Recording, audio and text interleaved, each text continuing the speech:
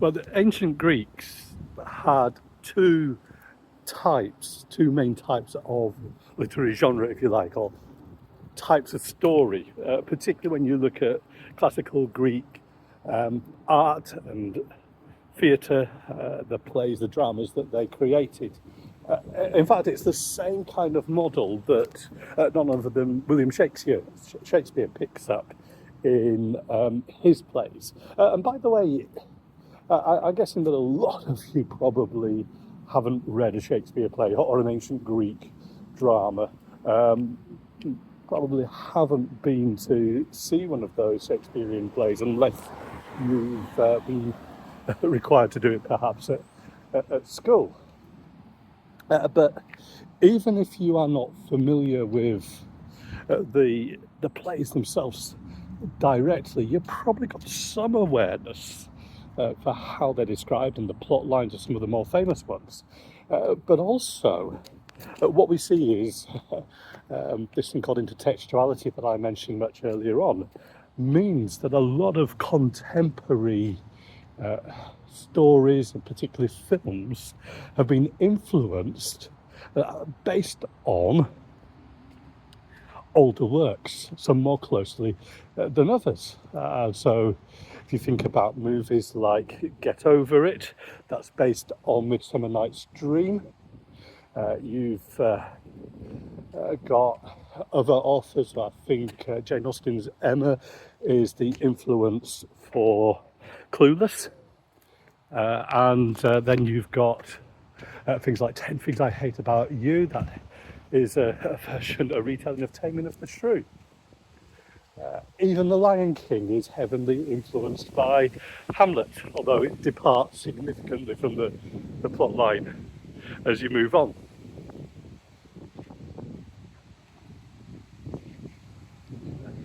Well, the two main genres that you've got are first of all tragedy. Tragedy is marked by a story that may seem to have positive things happening in it. Things may seem to get better for a while. There may be positive things. There may even be moments of light-heartedness. There may be victories along the way, or there may not. But tragedy ends in despair and death and destruction, and things are much worse at the end than at the beginning. Well, when you are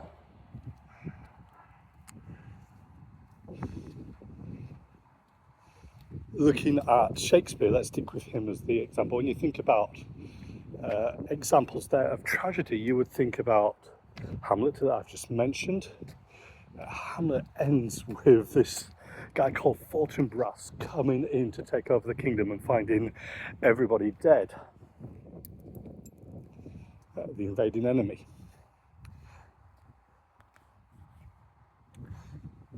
And then, so I'm walking up a hill and I'm just catching my breath.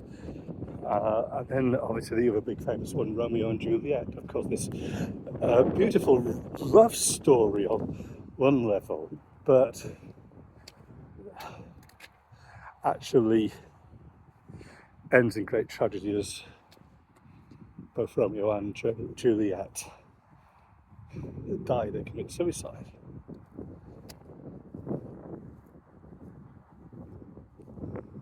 Now, the other kind of story is often referred to as comedy. That's the correct technical term for it. We may misunderstand what that means because we think about comedy as being about jokes, maybe stand-up comedy, maybe sitcoms.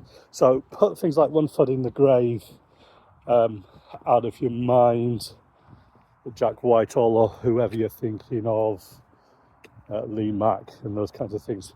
And instead, get this, comedy is about joy. It is about victory. It's about a story that finishes better than the beginning. And that means that along the way there may be signs of tragedy. There may be this downward curve, if you like, of disaster and difficulty. Things seem to be getting worse. But at some point, there's an intervention, there's a change, there's a hero, and then we see the trajectory going back the other way. In fact, you can think of it as like a smile. That might help you to think, comedy, happiness, laughter, a smile. But things don't just end up the same as at the beginning, they end up better. Now Shakespeare particularly marked out his comedies with one specific thing that showed that this was a joyful, triumphant ending. If his tragedies finished with everybody dying, his comedies ended with relaxing. Something like screaming at the wedding feast. You can think of others as well.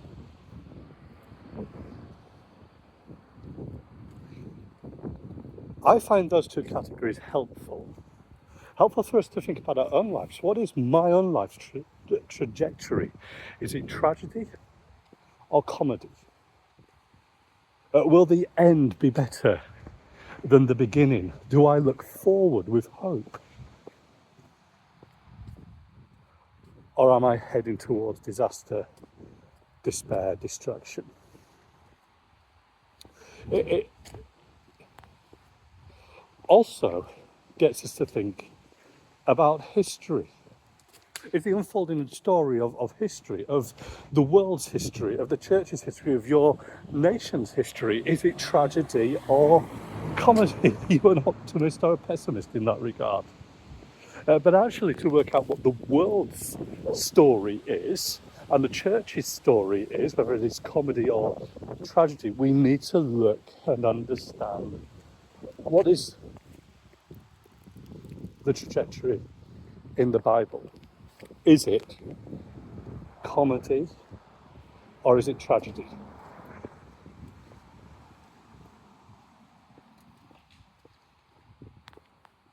Now, at the stage we're in the story,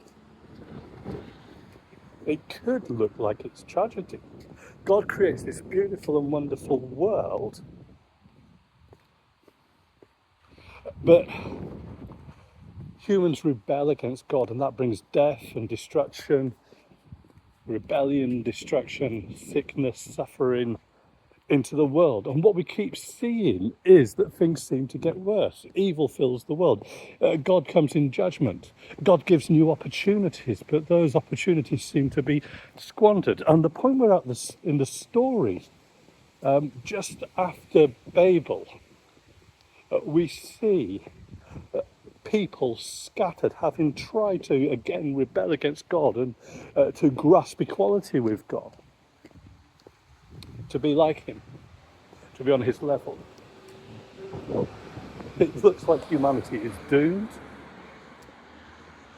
It looks like we are in this death spiral, this litany of death, with no happy ending in sight. But it could be, we are only in Genesis 11 at this stage. We're not even a tiny fraction of the way in. We spent a lot of time here with good reason, getting those foundations in place. But it could be that we're simply on the downward curve of what is going to become this comedic smile. Now, I'm not going to leave you hanging. I am going to give the spoilers out here, but actually you already know this because you will know a lot of the Bible story already. I'm expecting most of those tuning into. If you don't hang on, and we will get through the whole story.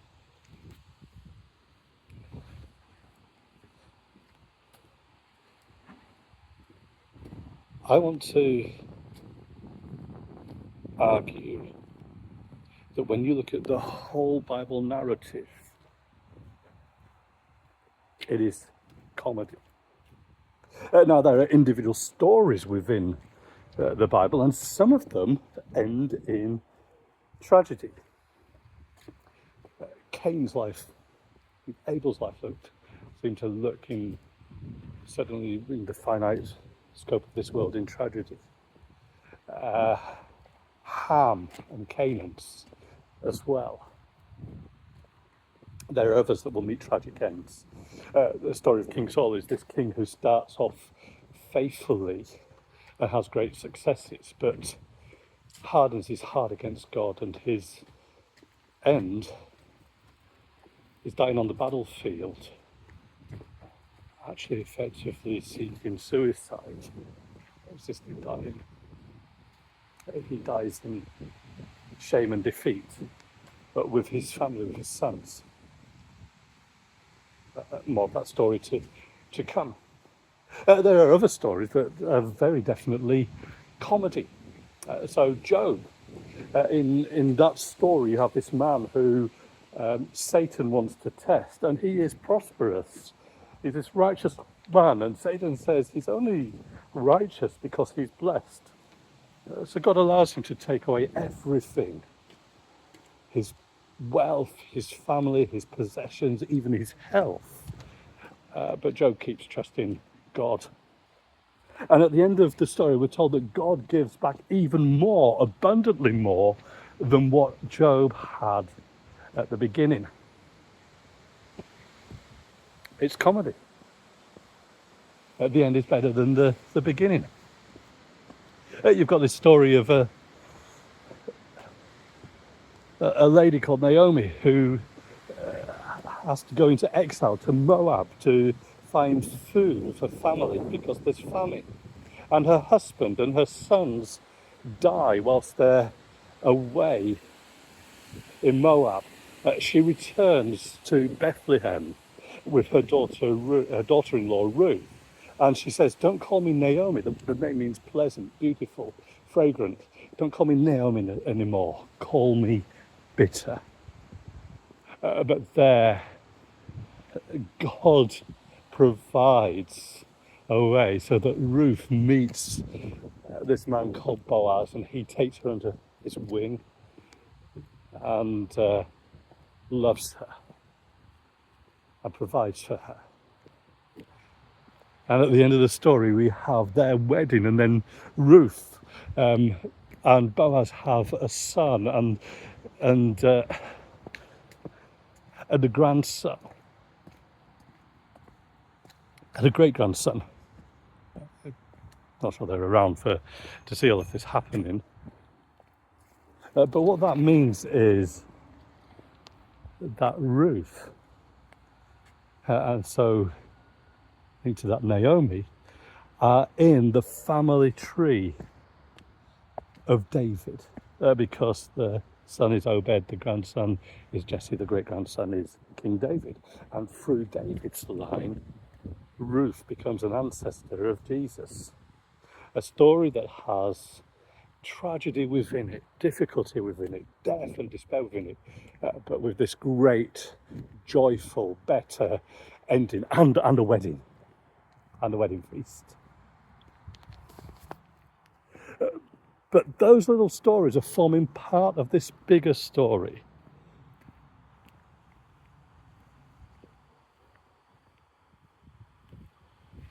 And that's where the good news is. The big story from Genesis to Revelation is smile-shaped. Because there's going to be that great intervention. The Lord himself will come, David's heir, and the seed, the offspring of the woman, will crush the serpent's head. There will be victory for God and his people. And in fact, the story ends, we're told, with a wedding feast, the wedding of the Lamb to his bride, the church. And that means that history is smile-shaped, is comedy, not tragedy, because we are all looking forward to that great day when Christ returns. But it also means that for many, those who continue to rebel against God, who reject Jesus, that they are on that broad highway that leads to death and destruction. They are right in the middle of their own tragedy. It means that the church's trajectory is comedy, not tragedy.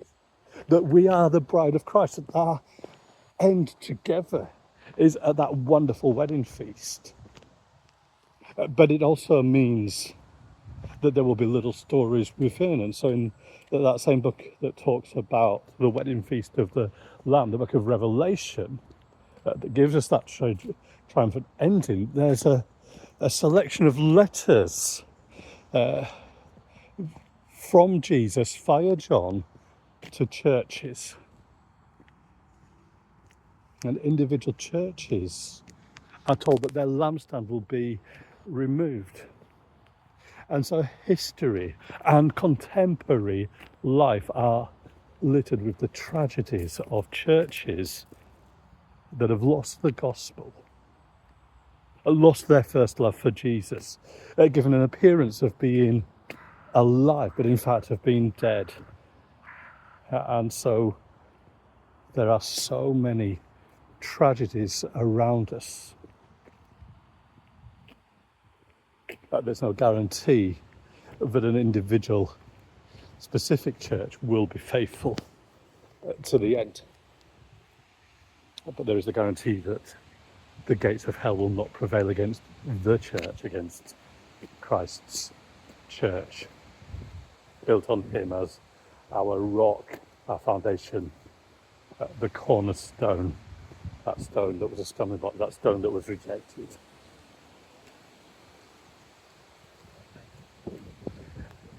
So I want to encourage you, as we keep following through the story, to keep picking up and looking for the trajectory, the trajectory in these individual stories, but also the contribution they're playing to that bigger story.